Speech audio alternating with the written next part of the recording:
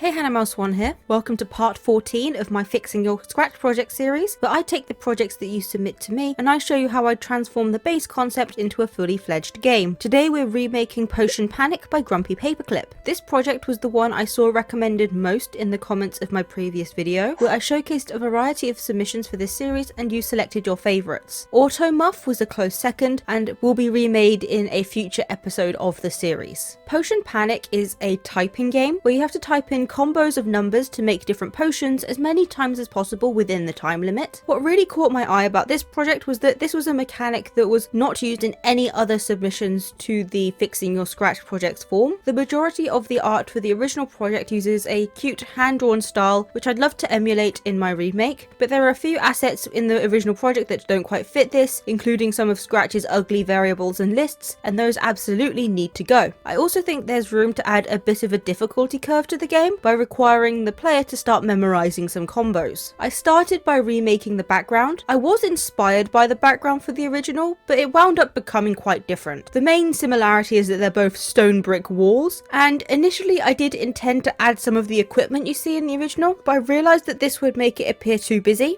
Instead, I added some visual interest by varying the shades used for the bricks, adding some shading, and creating some extra detail in the form of moss and vines. I think it really gives that creepy but cozy vibe that I wanted. Next, I created the art for the cauldron, really cementing in the hand-drawn aesthetic that I loved about the original. I free-handed the line work with no attempt at making straight or even lines and shapes, and for the colouring, I went with a rough cel-shaded look. To differentiate key items from the background, I added dark outlines with a lighter outline around that, and I avoided true whites and blacks, by which I mean I lightened the whites and darkened the blacks slightly in order to soften the look. And then I made the art for all the ingredients that you'll use to make potions. The first four, mushroom, herb, crystal and blood, are pulled directly from the original project. I swapped glue for resin and poison for nightshade essence to sound more natural and mystical, which I believe fits the setting better. I added the chili, frog eye, batwing and chrysalis so that there are enough ingredients so that one can be associated with each number on the keyboard. I also consolidated all of the ingredient sprites into a single sprite, as generally they will have the same script, so it's much more efficient to have it like this than to copy the code 10 times. And then I did the art for the potions themselves, tying the design of the bottles into the function of the potion. So the health potion looks like a heart, and the growth potion has a plant wrapped around it, and so on. There are 7 different potions in total, and to make the difficulty curve, the harder potions will require another potion as an ingredient, so you have to memorize the combos. With all of the art done, I could focus on coding in the primary gameplay loop. This involved creating a list of all the recipes. Once it selects a recipe, the ingredients are displayed with their corresponding numbers, and once the key is pressed, that ingredient gets ticked off. If you complete a combination, your score ticks up, and every 5 correct recipes, you get a few extra seconds on the clock. As you get a higher score, there's a chance of some numbers being hidden, forcing you to try and remember them, and even higher come the potions within potions that I mentioned earlier. And with this done, I made the pages to start and end the game. I remade the title logo to match the updated art style, but I kept the idea of the O in potion being an actual potion as a little nod to the old design. I did a similar thing with the word score on the game over page. I realized that in order to memorize the potion recipes well enough to add them to more complex potions, I needed to display the name of the potions alongside their recipes. So I created all of the necessary labels and got them to display.